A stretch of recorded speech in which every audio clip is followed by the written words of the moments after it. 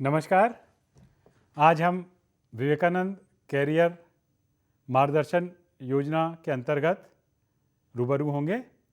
मैं डॉक्टर अविनाश बाजपेयी, माखनलाल चतुर्वेदी राष्ट्रीय पत्रकारिता एवं संचार विश्वविद्यालय भोपाल में मीडिया प्रबंधन विभाग में प्राध्यापक के पद पर कार्यरत हूँ। विद्यार्थियों, आज हम बात करेंगे पत्रकारिता और प्रबंधन। जैसा कि हम जानते हैं, प्रबंधन के बिना कुछ भी संभव नहीं है। हम प्रातः उठने से लेकर रात में सोने तक पल प्रतिपल प्रबंधन ही करते हैं। चाहे वो हम समय का प्रबंधन करें, चाहे हम किन्हीं वस्तुओं का, संसाधनों का प्रबंधन करें, चाहे हम वित्तीय संसाधनों का प्रबंधन करें या किसी और चीज़ का भी। लेकिन हमारे जीवन में प्रबंधन पूरी तरीके से रसा बसा है। प्रबंधन के बिना हम किसी भी चीज़ की कल्पना नहीं कर सकते। तो अगर हम पत्रकारिता क्षेत्र की बात करते हैं तो वो भी प्रबंधन के बिना असंभव सा प्रतीत होता है। अब अगर हम बहुत एक परिभाषा के रूप में जाएं तो प्रबंधन क्या है? हम कह सकते हैं कि दूसरों से कार्य कराने की कला ही प्रबंधन है। आप क्या करते हो? एक मैनेजर क्या करता है? एक प्रबंधक उस भूमिका में होता है कि वो अपने सबऑर्डिनेट से काम कराता है, ऊपर से निर्देश प्राप्त करता है, पॉलिसीज बनाता है, डिसीजन मेकिंग करता है और अपने पूरे कार्यकलाप को सुव्यवस्थित ढंग से दूसरों से काम कराता है। यही प्रबंधन है। मुख्य तौर पे हम कह सकते हैं कि प्रबंधन में 4 काम शामिल हैं। पहला, प्लानिंग, नियोजन। दूसरा, ऑर्गेनाइजेशन, संगठन। तीसरा, डायरेक्शन, निर्देशन। और चौथा हम कह सकते हैं नियंत्रण या कंट्रोलिंग।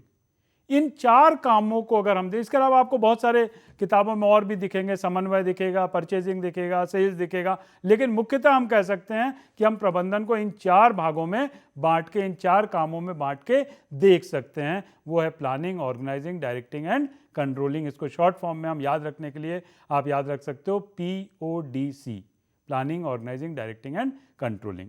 अब हम बात करते हैं पत्रकारिता क्षेत्र की। पत्रकारिता का हम क्या कह सकते हैं? जन माध्यम। जो जन माध्यम है, चाहे वो टेलीविज़न हो, चाहे वो अखबार हो, चाहे वो आज आपकी डिजिटल मीडिया जो बढ़ रहा है, पोर्टल्स हैं, ब्लॉग्स हैं, इन सब को अगर आप देख लें तो इनको हम एक तरीके से पत्रकारिता की एक कैटेगरी में ला सकते हैं। आपको सूचनाएं मिलती हैं। पत्रकारिता का उपदेश क्या है? आपको संसूचित करना, आपका मनोरंजन करना, आपको शिक्षित करना।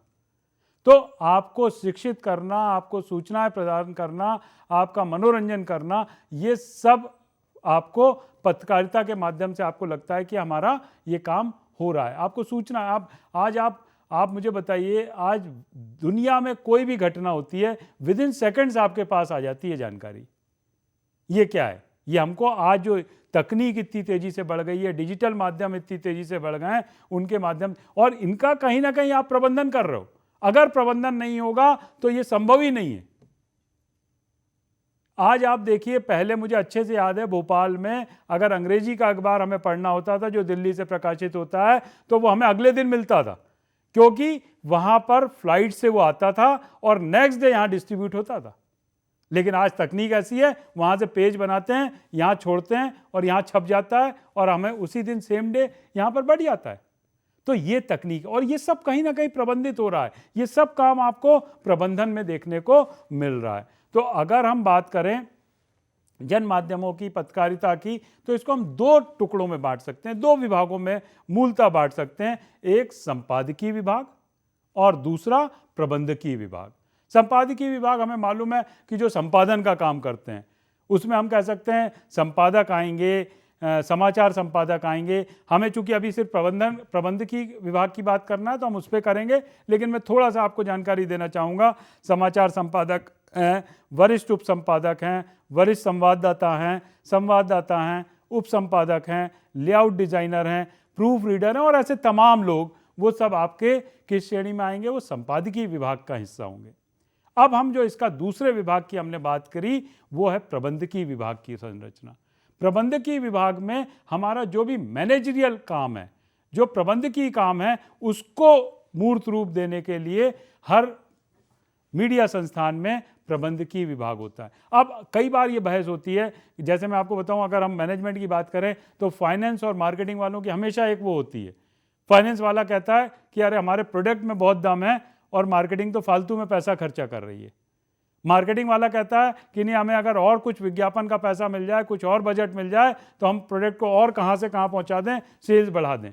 तो लेकिन हर विभाग की अपनी भूमिका है। संपादकीय विभाग अगर उसकी रीढ़ की हड्डी है तो हम कह सकते हैं उसके मूल रूप में प्रबंधकीय विभाग है, जो अपनी पूरी ताकत लगा के उसको आगे बढ़ाने का काम करता है। जैसा हम अभी देखते हैं कि आज बिना मार्केटिंग के कुछ संभव नहीं है। आपको हर चीज़ में कहीं ना कहीं बाजार के दबाव के आगे आपको भी मार्केटिंग करना पड़ेगी, चाहे भले ही वो मीडिया संस्थान हो। तो अब अगर हम प्रबंधकीय विभाग की संरचना की बात करें तो वहाँ पर विज्ञापन विभाग होगा, वहाँ पर आपका मुद्रण विभाग होगा, प्रसार विभाग होगा, मार्केटिंग विभाग होगा, इवेंट विभाग होगा, मानव संसाधन विभाग होगा और लेखांकन विभाग होगा। ये सब आपके प्रबंधकीय विभाग के हिस्से हैं। अगर आपने एक बहुत अच्छा अखबार निकाल लिया, अगर पाठक नहीं होंगे तो आप क्या करोगे? आपने बहुत अच्छा चैनल चालू कर दिया, बहुत बढ़िया आपने चैनल चालू किया, लेकिन अगर दर्शक नहीं होंगे तो आप क्या करोगे? क्योंकि आपको कहीं ना कहीं रेवेन्यू जनरेट तो करना ही है। बिना राजस्व के कोई भी संस्थान लंबे समय तक नहीं चल सकता।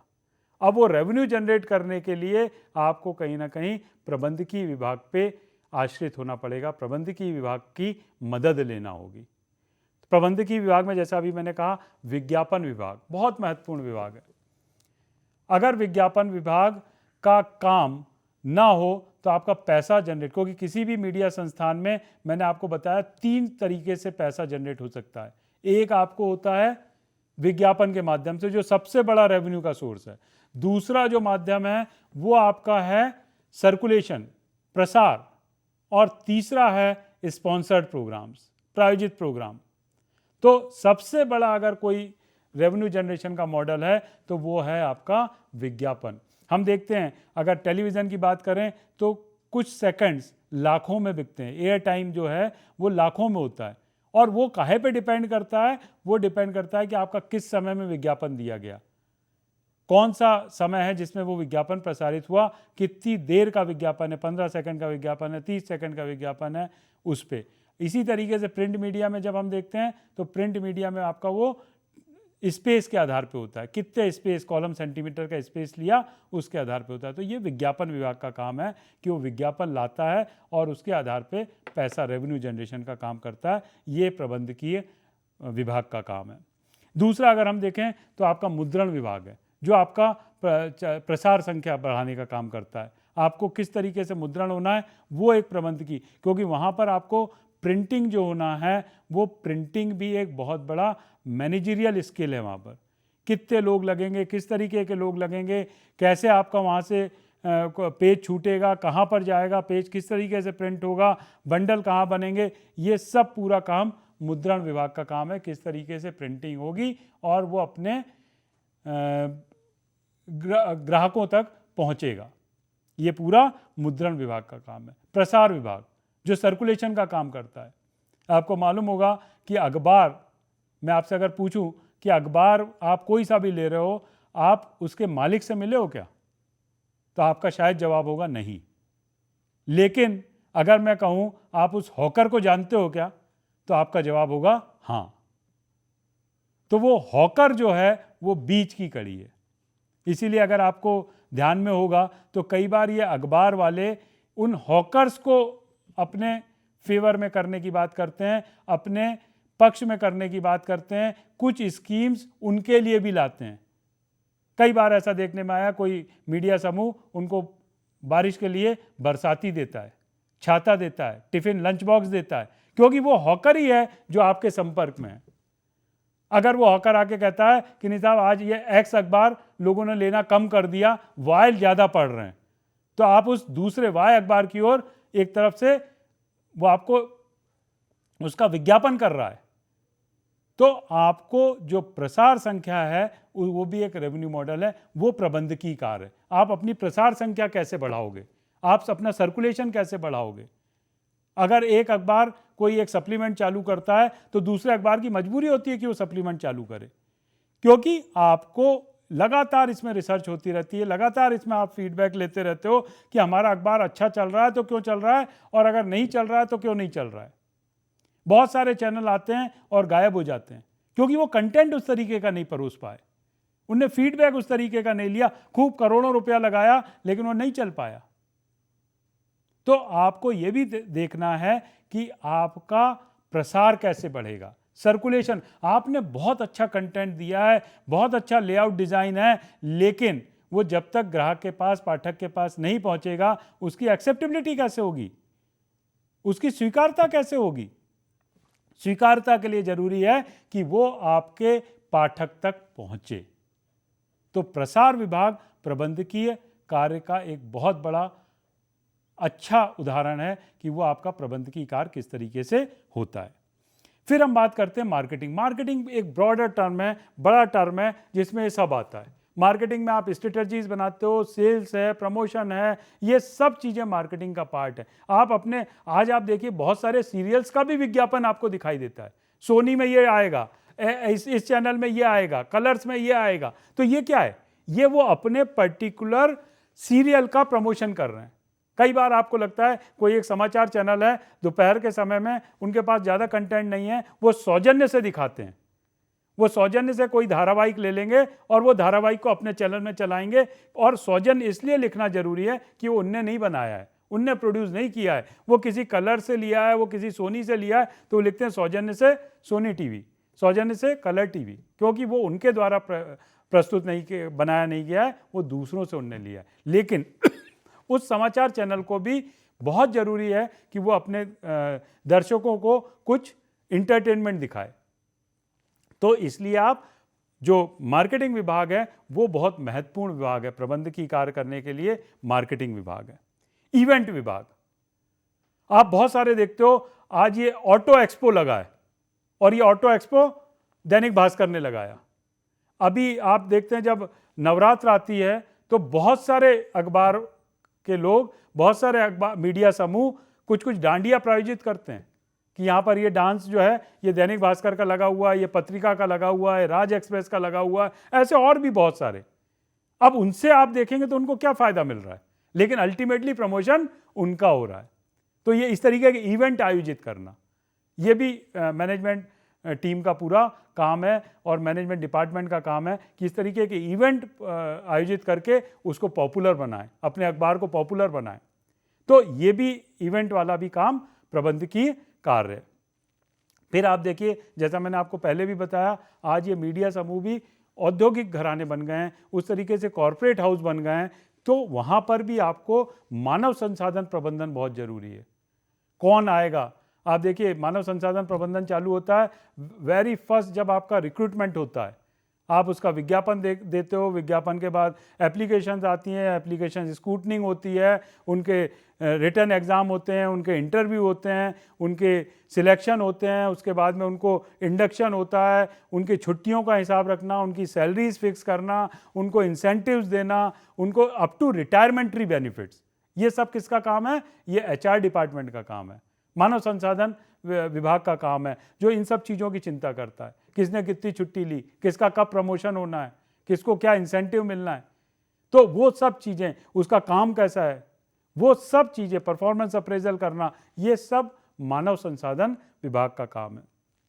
इसी तरीके से फाइनेंस, कितना आया कितना गया, कोई भी संस्थान जब चलता है तो वो सबसे पहले देखता है कि मेरे पास पैसा आएगा कहाँ से और मेरा पैसा जाएगा कहाँ पर। तो इनका पूरा हिसाब किताब रखना ये फाइनेंस का काम है।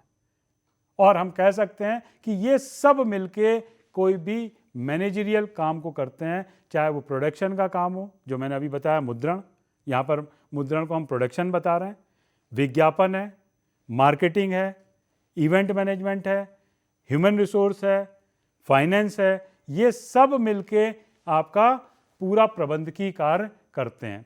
तो हम कह सकते हैं कि पत्रकारिता या मीडिया में भी प्रबंधकीय कार्य बहुत हैं। तो हम कह सकते हैं मीडिया और प्रबंधन का एक बहुत गहरा नाता है और बिना प्रबंधन के कोई भी मीडिया संस्थान बहुत इफ़ेक्टिवली, प्रभावशाली ढंग से नहीं चल सकता। धन्यवाद।